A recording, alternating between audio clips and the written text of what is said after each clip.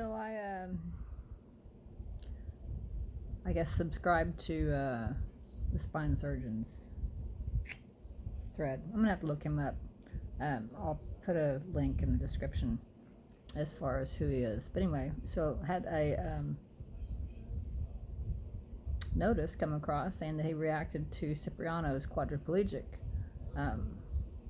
exam and treatment, and he talked about it, and he's talking to the doctor saying, hey, what's your science? Just curious, if you think you've got something, what's your science? So I watched the spine surgeon's take on it, and then I went ahead and looked up Cipriano's thread and looked at it all. The guy's name is Showpraise, I guess it is. I'm gonna have to try to make contact with him as well. Maybe I can find him, who knows. Anyway, we'll say that in Cipriano's presentation, I thought it was comical, actually. And the reason, and not Showpraise's position, but the only thing he got was some tingling in his legs because of increased blood flow, I think is what it was. And what I thought was comical was how Cipriano was delivering his so-called adjustments. And he has this drop table that he brings up, and then it drops down with any kind of movement on it. And there's different levels that you can set it on. Anyway, I noticed that when he was actually delivering the so-called adjustments, that his focus or his main goal in his moves was to actually push on the table itself, which I found comical, and thinking to myself, oh yeah, he knows he's a charlatan. He's got the hand underneath the subject's back, and he's pressing down on the table, and yet the hand is the one that's pressing on the table. So he looks like he's delivering an adjustment to the thoracic spine, and yet what he's doing is he's pressing on the drop table with the hand that is actually underneath the patient. I thought, interesting. Anyway, the only thing that he may have accomplished is he might have moved the position of the head on top. That is possible. And he did it with the Y strap. And when he does that, he does it in a supine position with the patient on his back. And he delivers his maneuver to the entire spine, which makes it entirely generic. There is no specificity. Can you say it? No specificity. And what little success he may be getting with it is he's moving the position of the head on top. He doesn't know what he's doing. So, as far as the spine surgeon is concerned, no, this man does not know what he's doing. Cipriano doesn't have a clue what he's doing. I dare you, Cipriano, to say otherwise. And I say to you, Cipriano, is that what the hell are you doing trying to plagiarize methods, that are already proven and perfected, that we have tried to teach to the chiropractic industry to make you all safe? And that bothers me. I have to say that immensely. That bothers me. Yep. And you are a thief and a charlatan as far as I'm concerned, even if you get success. Because what I'll tell you about my case that I handled, I went up to Emporia, Kansas, actually. And the lady was, I think it was MS. Anyway, I know when I saw her, she was already in a contorted state. She was bedridden. She couldn't move as far as getting up right. She was in the bed. She was bedridden. And I went up there with the goals of determining whether or not her hip was subluxated, partially dislocated, and or her head was partially dislocated. So when I make my analysis, I was trained to do it with a person upright, standing. I've always talked about man the biped. Anyway, point being is that she wasn't in a position to where she could stand up because muscles were already contorted. She was already drawn up. She was paralyzed. She, probably couldn't feel anything either. I can't recall now for sure, but she definitely could not stand up. And I could not make the analysis like I normally did. So, based on my training, I did what I needed to in regard to making an assessment where the pelvis had moved to, without the normal, regular methodology. And I wasn't for sure as to whether or not I got it in place or not, but Grandpa always said whether or not I got the right hip as far as which one was out. Grandpa always said results speak for themselves. So I made the attempt to put her hip in place that I thought it was. I made one move. I didn't have to so-called adjust both of them. I didn't do it numerous times. I made one move, and I did get the hip in place. And I think it was within 5 minutes, she stood up.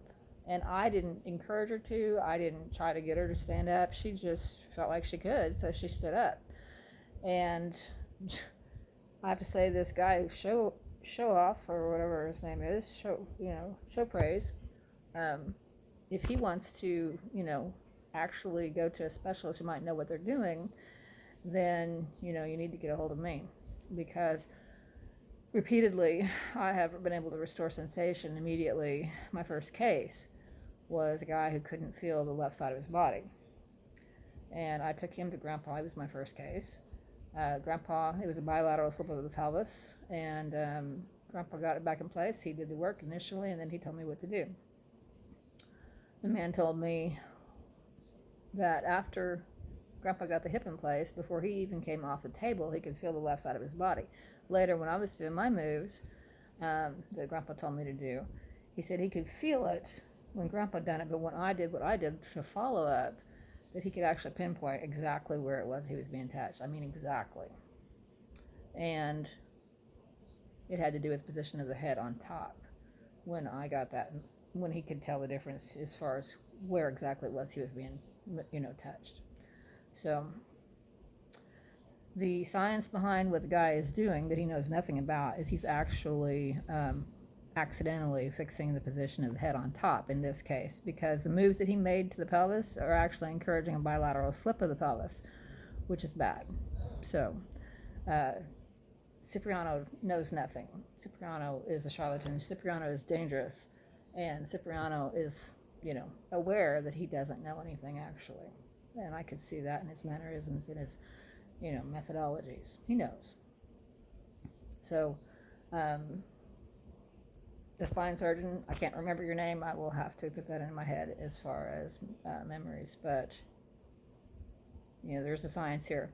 Time ago, I think I talked to a spine surgeon out in California. I can't remember his name either. I'm horrible with names. But he was actually in his car. I got his cell phone somehow, got his number on the internet, called him up. He stopped on the side of a hill because he was going through canyons in order to be able to keep reception with me. And he said within 5 minutes time, he said, because he was one of the guys that was grinding the axe against chiropractic, he said, you could actually validate chiropractic. And I said, well, only if they'd listen to me. I said, but they don't want to listen to me. They can't take a lesson. So chiropractic is still in error. They are so far off, it's not even funny. And these guys, Chubio and Cipriano and Johnson, that are delivering these moves to the patient with them laying down and just yanking on the entire spine, it disturbs me to see it happen. When I put the head in place, I do it with the person. I don't see patients, I'm not a doctor. I do it with the patient or person, their patient. If I'm working on their patient, I do it with the person upright. And I have to determine exactly where the head is moved to. Again, I do it in one move. I bring the head back to center, and that is my goal. By doing that, I actually get the range between the head and the top vertebra, and that is a normal yes movement, and that takes off the stress of the atlas flexing onto the axis, which will cause the dens to strike the cord. So that's the science behind it. As far as what we do, what they're doing it accidentally, and if they fix it.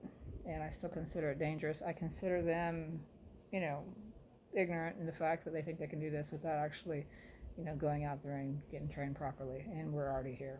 So, what else did I think about? I don't know how many times. Oh yeah, there was another guy too. He had peripheral neuropathy, I think it was. He couldn't feel anything below his knees. In that case, I got his hips in place. I think it was one, and put his pelvis in place. And he said immediately that he got the sensation. I didn't do any massage, no, um, no massage gun, no nothing, just got the hip in place. And he said immediately that he got a tingling sensation in his feet, like needles, is what he reported back to me. And I'm like, well, okay, that makes sense. I said, like when your extremity goes to sleep, and it comes back, that, it's, you get a needle sensation in that extremity. And he said, yeah, that makes sense. So got the sensation through, and he could feel again. So like I said, I'm constantly in a position where I restore sensation and I eliminate pain, both of them, and I have the science to back it up.